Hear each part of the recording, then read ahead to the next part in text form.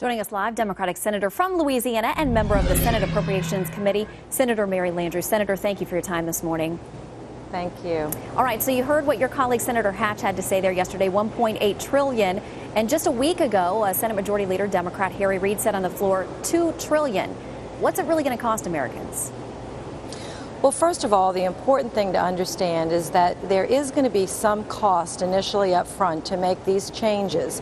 Democrats are committed to cover all of that cost, but over time, the entire healthcare system will work in a much better, more efficient way for everyone to reduce costs to business, to reduce costs to the government.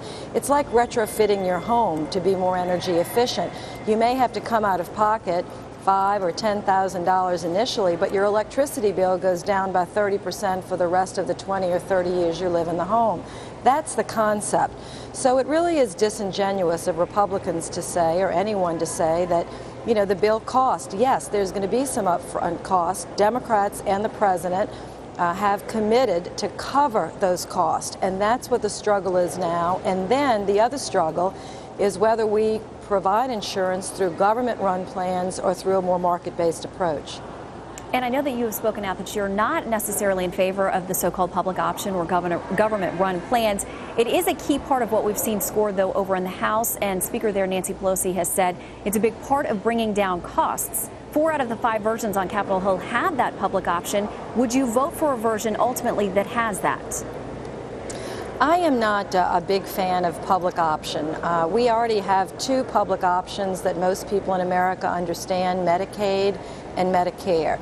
Both have very, very serious problems. One is going to be bankrupt in 7 years, and the other one, doctors don't want to participate. So we most certainly don't want to create a third one like that. So some of us are thinking that we could perhaps expand market choices, giving people more choices with subsidized premiums for the lower income, moderate income, even middle income, providing more choices to consumers, and then putting the incentives in the right place for them to make wise choices that keep costs down for everyone. And if we do that, just like the federal health insurance program is a model that people continue to call out, both liberals and conservatives, we're really working hard to see if we can expand the model, which is one of the best examples of a government-organized but privately run pooled health insurance, where the individuals have lots of choices, anywhere from 15 to 34 choices, depending on the state you live in. That's what we're hoping. And it's important to get this right. For businesses, small businesses can't compete with the skyrocketing cost of health care under the current system. But many of them also have concerns that the mandates that come with many of these proposals now on Capitol Hill will also cripple them economically and be an additional burden, maybe just shifted to a different way of getting to them and to their bottom line. Well, actually, yesterday I chaired a hearing which was really very encouraging. I had the NFIB, which is a very conservative, large organization of small businesses, the Heritage Foundation, which is not a bastion of liberalism by any means. I also had the National Majority for Healthcare Reform, women business owners at the table saying, let's move forward with reform, because small business under the current regime it's just unsustainable.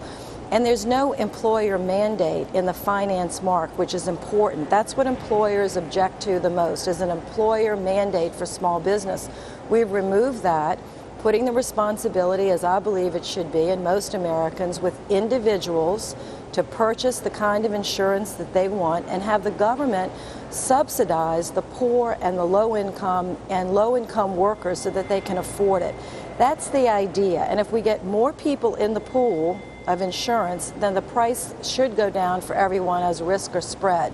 So we're still working hard on it. I hope we can be successful. All right, we'll be watching. Senator Mary Landrieu, thank you for your time.